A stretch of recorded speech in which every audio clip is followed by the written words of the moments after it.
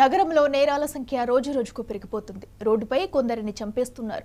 కక్షలు కార్పణ్యాలతో రగిలిపోతున్నారు. దొరికిన వారిని అత్యంత కిరాతకంగా హతమార్చిన ఘటనలు తరచూ ఎక్కడో ఒక చోట చోటు చేసుకుంటున్నాయి. దీంతో రోడ్లపైకి వెళ్లాలంటేనే తీవ్ర భయాందోళనకు గురవుతున్నారు ప్రజానికం.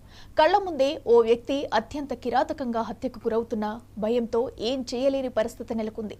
తాజాగా ఎస్ఆర్ నగర్ పోలీస్ స్టేషన్లోని ఓ హాస్టల్లో దారుణ హత్య నగరంలో కలకలం రేపింది.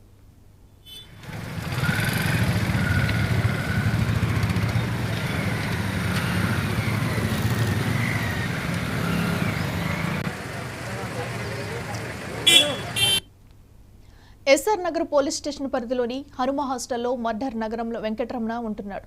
వెంకటరమణ ఓ ప్రైవేటు పాఠశాలలో టీచర్గా పనిచేస్తున్నాడు. అయితే టీచర్ వెంకటరమణతో పాటు హెయిర్ కట్ షాప్లో పనిచేసే బార్బర్ గణేష్ కూడా హనుమ హాస్టల్లోని షేరింగ్ రూమ్లో కలిసి ఉంటున్నారు. ఇద్దరు బాగానే ఉండేవారు. అయితే గణేష్ రోజు మద్యం సేవించి వచ్చి నిద్రకు ఆటంకం కలిగిస్తున్నందుకు ఇద్దరి మధ్య మాటామాటా పెరిగి తీవ్ర ఘర్షణ జరగనట్లు సమాచారం. దీంతో గణేష్ వెంకటరమణపై కోపం పెంచుకున్నాడు. అతన్ని ఎలాగైనా హతమార్చాలని ప్లాన్ వేసుకున్నాడు.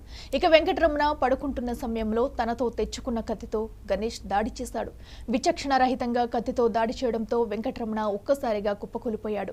రూమ్ నుంచి బయటకు రావడానికి ప్రయత్నించిన గణేష్ అతనిపై దాడి చేయడంతో కింద పడిన వెంకటరమణ అక్కడికక్కడే మృతి చెందాడు. అయితే హాస్టల్ యువకులు యాజమాన్యంకు తెలియజేశారు. హనుమ హాస్టల్ వారు వెంటనే ఎస్ఆర్ నగర్ పోలీసులకు సమాచారం ఇచ్చారు.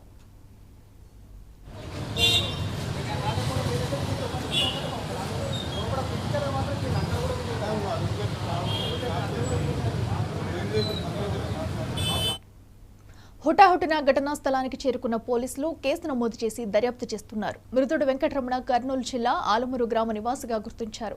అంతేకాకుండా సన్నిహితులు సమాచారం ప్రకారం ప్రేమ వ్యవహారమే హత్యకు కారణమని అనుమానిస్తున్నారు. పలువురు అధికారులు ఘటనా స్థలానికి చేరుకుని పరిస్థితిని పరిశీలించి ఆధారాలు సేకరించారు.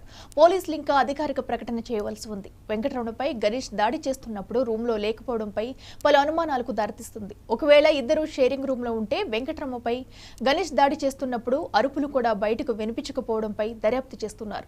హాస్టల్ గొడవ లేక ప్రేమ వ్యవహారమా అనే దానిపై పోలీసులు ఆరా తీస్తున్నారు. ఒకవేళ ప్రేమ వ్యవహారమే అయితే గణేష్ వెంకటరమణ ఒకే అమ్మాయిని ప్రేమిస్తున్నారా, లేక టీచర్గా పనిచేస్తున్న వెంకటరమణ స్టూడెంట్గా పనిచేస్తున్న అమ్మాయిని ఇద్దరూ ప్రేమించారా అనే అనుమానాలు వ్యక్తమవుతున్నాయి. అయితే గణేష్ను అదుపులో తీసుకుని విచారణ చేపట్టారు. వెంకటరమణ బంధువులకు సమాచారం అందించారు.